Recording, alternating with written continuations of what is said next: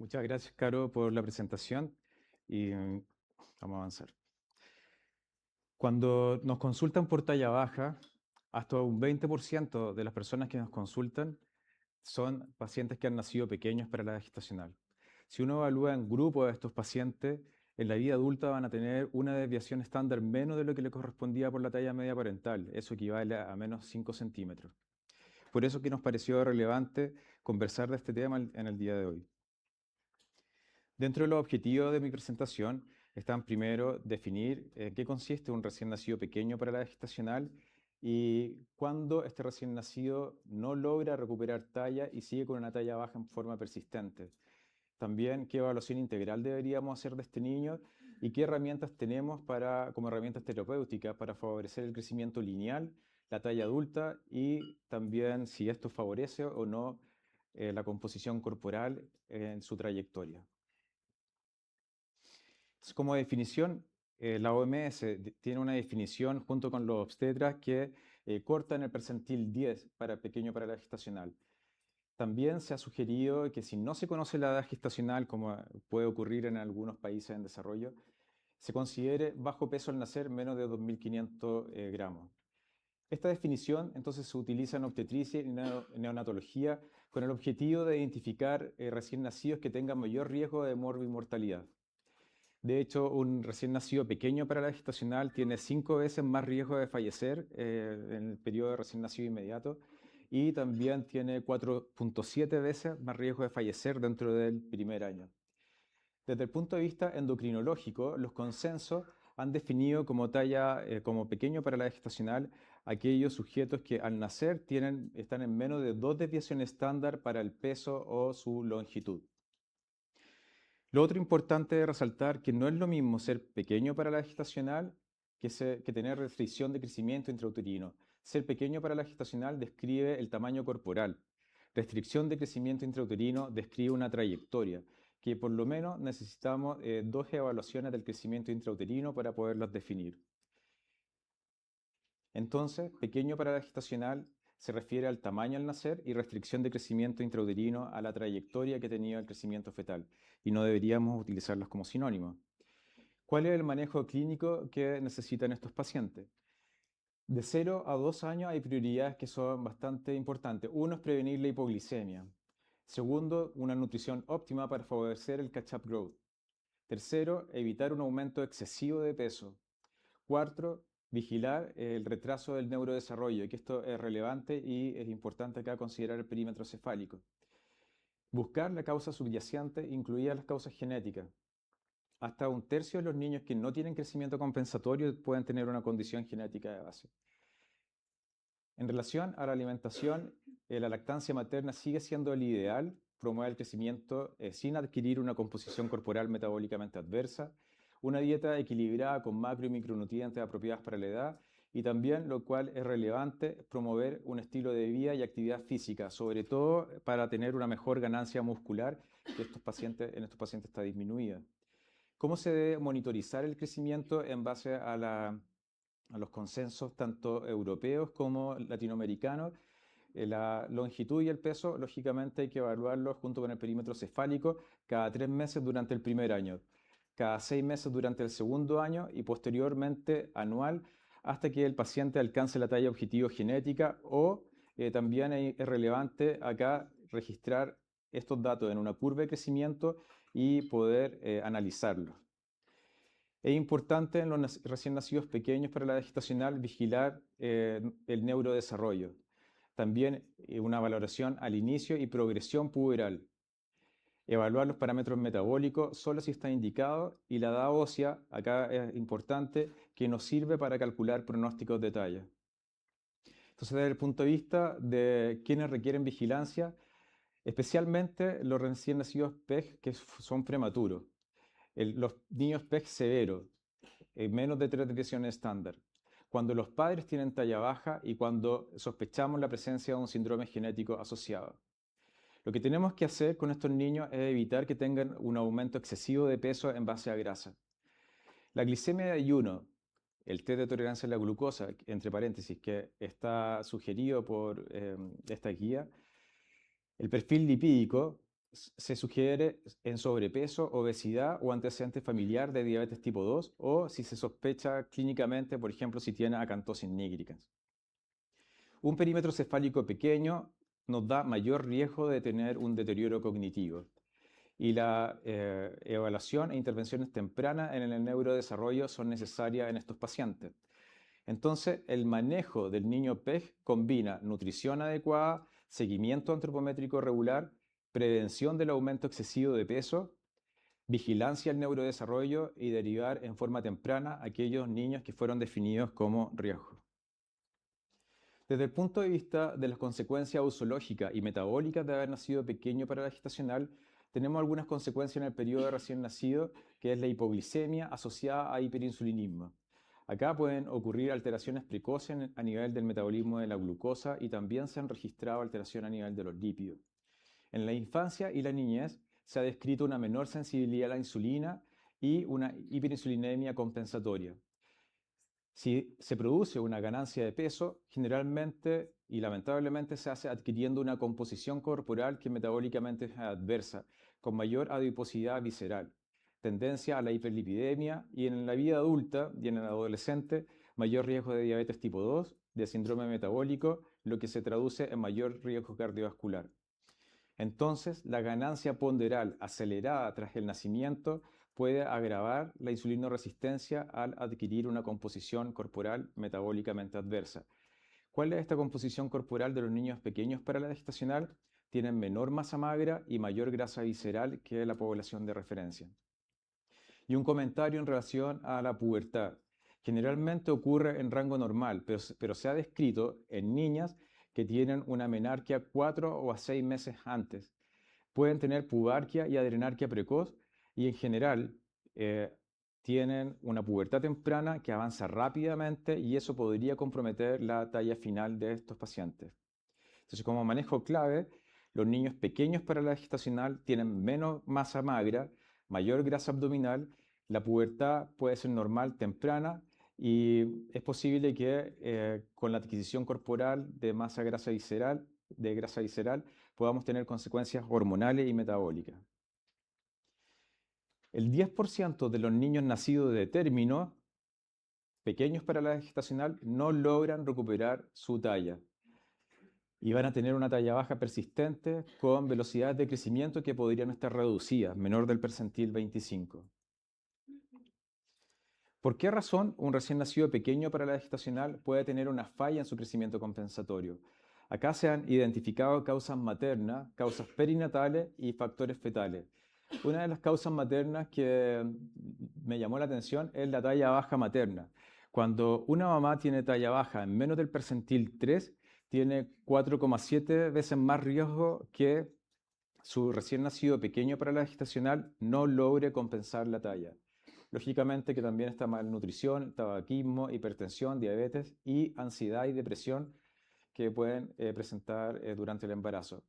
Hay factores perinatales, las infecciones congénitas, insuficiencia placentaria, y hay factores fetales como variantes genéticas, trastornos epigenéticos, malnutrición postnatal y alteraciones tiroideas. Si bien pueden ocurrir alteraciones a nivel del eje hipotálamo, hipofisiario y factores de crecimiento, lo que se ha descrito en los niños PEG que no tienen crecimiento compensatorio es un grupo muy heterogéneo de personas, porque puede haber resistencia a la hormona de crecimiento, puede haber una variación o alteración en la regulación epigenética, pueden existir alteraciones en la señalización a nivel del cartílago de crecimiento. También se ha reportado que falla el crecimiento compensatorio cuando tienen una microbiota intestinal diferente con menos cantidad, que producen menos cantidad de ácido graso de cadena corta. Y también se ha involucrado en los recién nacidos pequeños para la gestacional que pueden tener una reprogramación del eje del cortisol y tener como un hipercortisolismo. Todo esto puede alterar en diferentes fases el crecimiento de la placa de crecimiento. Dentro de las intervenciones que se han propuesto ha sido una nutrición adecuada, patrones dietéticos donde destacaban los ácidos grasos omega 3 para favorecer el crecimiento compensatorio. La modulación con probióticos es una evidencia que está emergiendo y la hormona de crecimiento recombinante humana, en algunos casos seleccionada. ¿Cómo evaluar un niño que no ha tenido crecimiento compensatorio? Primero, tenemos que conocer si hay trastornos maternos o placentarios que hayan tenido como consecuencia ser PEG, y también excluir trastornos secundarios del crecimiento o malnutrición, disfunción orgánica a nivel renal, hepática, alteraciones endocrinas del tiroides, suprarrenal, alteraciones del metabolismo calcio y fósforo, alteraciones o trastornos en la señalización de la IGF-1. Siempre pensar en síndrome de Turner, y que todas las niñas con talla baja deberían tener un cariotipo. Y en el examen físico, buscar microcefalia o macrocefalia, buscar asimetrías en las extremidades, desproporciones corporales y también la presencia de dismorfia. ¿Por qué se sugiere que el tamizaje genético, ojalá antes de empezar con hormona de crecimiento, debería ser considerado? Porque los niños pequeños para la edad gestacional que no tienen crecimiento compensatorio corresponden a un grupo heterogéneo de causas. Aquí pueden existir causas con trastornos congénitos conocidos y trastornos aún no definidos. De hecho, cuando se estudia ampliamente los niños pequeños para la gestacional sin crecimiento compensatorio, se han descrito entre un 17 hasta un 42% de alguna variación genética que como consecuencia se va a traducir en una pérdida del crecimiento compensatorio. Además, el estudio genético nos puede ayudar a predecir quién va a ser buen respondedor a la hormona, quién va a ser mal respondedor y también quién no debería ser tratado con hormona de crecimiento. Entonces, el problema clínico que nos estamos enfrentando en este momento es que estamos con un diagnóstico tardío o incluso que realizamos después de haber iniciado el tratamiento. Por eso, varios autores han sugerido el tamizaje genético precoz, que nos permite tener un mejor diagnóstico etiológico, identificar aquellos que pueden ser buenos o malos respondedores, tratar de hacer una terapia personalizada, mejorar el seguimiento y manejo familiar en algunos casos y también identificar los riesgos a largo plazo o los riesgos que podríamos exponer desde el punto de vista oncogénico a algunos pacientes. ¿A quién se debe ofrecer el tamizaje genético? A aquellos sujetos que no han tenido crecimiento compensatorio asociado a características dismórficas, malformaciones congénitas o retraso del desarrollo psicomotor, cuando hay historia familiar de talla baja, especialmente tallas bajas desproporcionadas, cuando hay sospecha clínica de algún síndrome genético. Y como ejemplo, podemos tener un síndrome Silver-Russell, displasia esquelética, alteraciones en la región del gen CHOX, algunas rasopatías como síndrome de Noonan, síndrome de Costello. El síndrome de Costello no debe ser tratado con hormona de crecimiento, defectos en el imprinting y otros síndromes monogénicos. Entonces el tamizaje del estudio genético nos va a permitir identificar cuando es positivo para condiciones que tienen mayor riesgo de malignidad, no deberíamos usar hormona de crecimiento. Uno acá debería organizar el seguimiento específico para cada una de estas patologías y valorar cuidadosamente los riesgos y beneficios de considerar hormona de crecimiento. Aquellos sujetos que en el tamizaje son positivos para enfermedades con respuesta incierta a hormona de crecimiento pueden ser tratados según las indicaciones internacionales para pequeños para la edad gestacional, pero ojalá registrar su parámetro ausológico en bases multicéntricas y analizar la seguridad también al usar hormona de crecimiento. Y si no encontramos variantes en genética, podemos tratar al paciente según las indicaciones para PEG, pero eventualmente podríamos considerar en el futuro estudios epigenéticos y ir reevaluando con nuevas técnicas cuando sea necesario. Por ejemplo, si un recién nacido PEG no tiene crecimiento compensatorio, hay que evaluar cómo están las proporciones corporales o deformidades esqueléticas para pensar en displasia esquelética. Se pueden solicitar, generalmente lo hacemos los endocrinólogos, radiografías de esqueleto, considerando posteriormente la derivación a genetista. En nuestro caso, con la doctora Unanue. También se pueden hacer pruebas genéticas específicas para confirmar el diagnóstico con paneles que están diseñados para estudio de displasia esquelética. Las concentraciones anormales de IGF-1 nos deberían hacer plantear defectos en el eje hipofisiario hepático para la producción de IGF-1, pero también concentraciones altas de IGF-1 deberían ser consideradas dentro del estudio de estos pacientes. Generalmente también recurrimos en pacientes con talla baja que tienen déficit de IGF-1 al estudio de estímulo con clonidina para ver cómo está la secreción de hormona de crecimiento. Y también hay paneles genéticos que están orientados para complementar este estudio. Ahora bien, si hay rasgos dismórficos, microcefalia, retraso del desarrollo psicomotor o malformaciones mayores, tenemos que ver si estamos reconociendo o no algún síndrome. Si reconocemos algún síndrome, hay que hacer una prueba específica guiada por el diagnóstico clínico. Pero si no reconocemos un síndrome frente a las características del paciente, hay que considerar un estudio más amplio. Generalmente, este estudio genético, entonces, lo hacemos con la evaluación de la genetista. Si hay ausencia de hallazgos específicos, tiene una historia clínica y exploración física que no nos sugiere ninguna condición, y los estudios básicos están normal, incluso descartando enfermedad celíaca, hipotiroidismo, etc., tenemos una talla baja aislada. Pero acá hay que recordar que no puede ser definida como causa talla baja no aparente hasta tener un cariotipo en todas las niñas. En general, 1 cada 60 niñas con talla baja tiene un síndrome de Turner.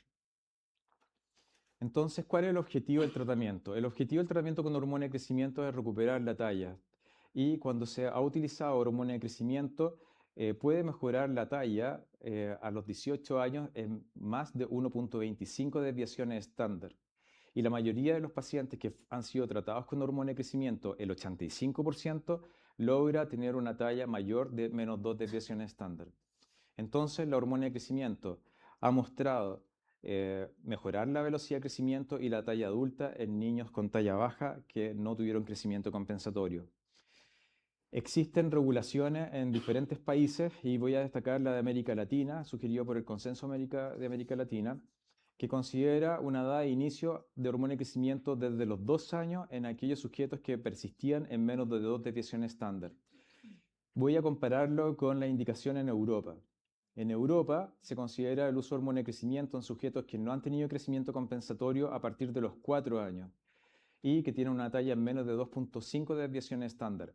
Ellos también consideran la velocidad de crecimiento. Entonces, si la velocidad de crecimiento está disminuida y o la talla que va proyectando este niño está en menos de una desviación estándar con la talla media parental, también entonces forma parte de los criterios para indicar hormona de crecimiento en estas personas. Recientemente, el año 2025, se reportó un trabajo en el cual se evaluaron 19 estudios de largo plazo y que incluyeron más de 4.000 niños. 2.300 habían terminado una evaluación a los 5 años. Acá la talla media de estos sujetos era casi 3 desviaciones estándar y lo que lograron mejorar en su talla a los 5 años de tratamiento fue una ganancia media de 1.65 desviaciones estándar. El mayor incremento es en el primer año, alcanzando velocidades hasta de 12 centímetros por año que después van disminuyendo. Y la talla va mejorando progresivamente en la medida que se mantiene el uso de hormona de crecimiento. En este otro estudio, es un estudio brasileño, reportado en una revista brasileña, en la cual evaluaron 4 ensayos clínicos finalmente a través del método PRISMA. Partieron con 2.000 trabajos, quedaron con 4 estudios clínicos que incluían niños prepuberales, pequeños para la gestacional, con talla media menor de 3 desviaciones estándar. Al final quedaron 4 estudios europeos y ellos fueron evaluados con DEXA y uno evaluó resonancia a nivel del muslo.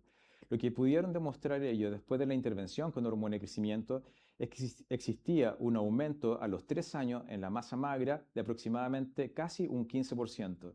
Y por otro lado, había una disminución de la masa grasa en casi un 10%.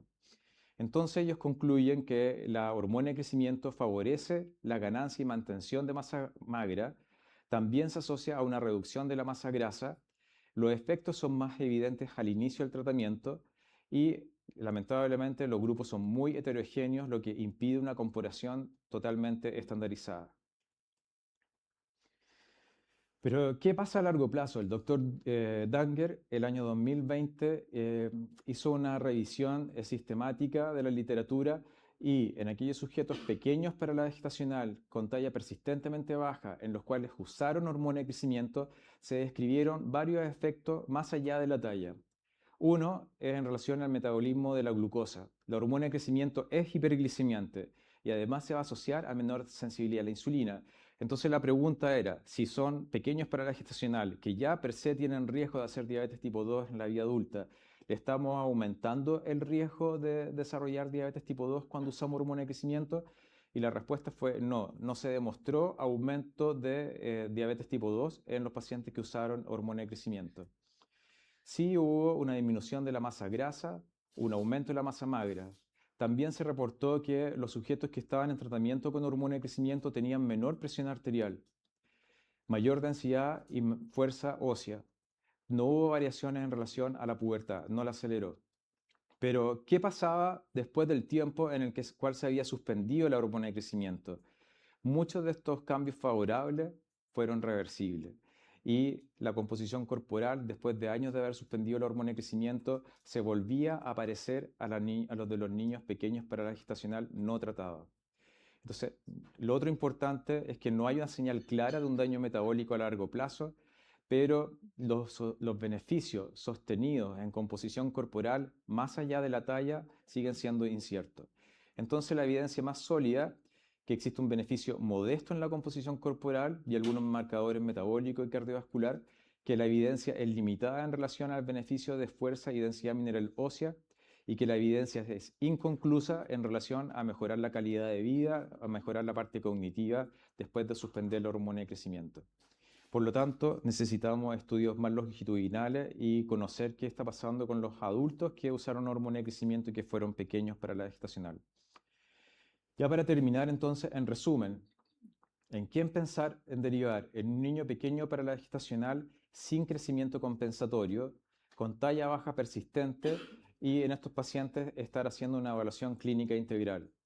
¿Cuáles son los objetivos de tratar hormona de crecimiento? Favorecer el crecimiento compensatorio, mejorar la talla adulta, optimizar la composición corporal y acompañar la salud metabólica y tratar de mejorar la calidad de vida. Estos tratamientos deben ser indicados en forma oportuna. En Estados Unidos, la edad de inicio a los 2 años, Europa 4 años, y hubo una diferencia significativa en relación a cómo mejoraba la talla mientras más temprano era el inicio de hormona de crecimiento. Hay que individualizar las dosis y el seguimiento se realiza monitorizando los factores de crecimiento y la velocidad de crecimiento. Debemos integrar el contexto genético y clínico en la evaluación de los pacientes que van a usar hormona de crecimiento. Dentro de los beneficios de la hormona de crecimiento está mayor velocidad de crecimiento, pero tenemos que tener precaución en la adherencia y cómo si son buenos o malos respondedores. Mejora el pronóstico de talla final, pero debemos seguir vigilando la seguridad clínica y bioquímica. Y la reducción de la masa grasa visceral hay que estar reevaluando porque no tenemos una respuesta definitiva para esto. Entonces, la hormona de crecimiento sigue siendo una herramienta central en niños tratados por talla baja persistente sin recuperación espontánea, pero siempre dentro de una estrategia que sea individualizada, segura y con seguimiento longitudinal. Entonces, no solamente importa crecer más, sino crecer mejor. Muchas gracias.